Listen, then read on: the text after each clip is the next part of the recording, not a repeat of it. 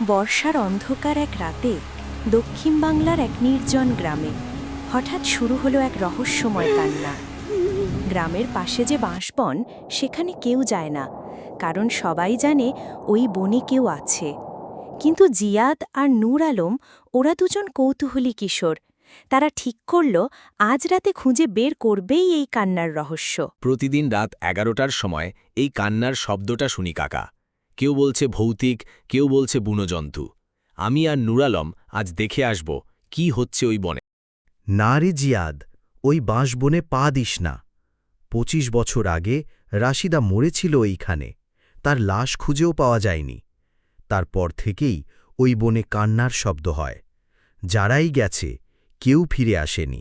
জিয়াদ ভয় পেলে তো কিছুই জানা যাবে না। এসব গল্প হয়তো মিথ্যে।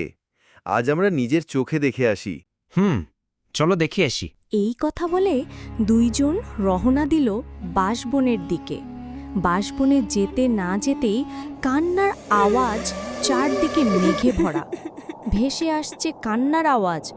হঠাৎ দেখল এক ভূতের আত্মা। ভূত বলতে লাগলো, ফিরে যাও, তোমরা বুঝবে না। আমার কান্না, আমার প্রতিশোধ, কেউ থামাতে পারবে না আমাকে। আমি বুঝতে পারছি তুমি খুব অস্থির আর রেগে আছো। তোমার কষ্টটা অনেক গভীর, কিন্তু প্রতিশোধ নিয়ে হয়তো সবকিছু ঠিক হবে না। তুমি যদি মনে করো তাহলে আমাকে একটু খুলে বলতে পারো কি হয়েছে। হয়তো আমি তোমাকে একটু সাহায্য করতে পারি।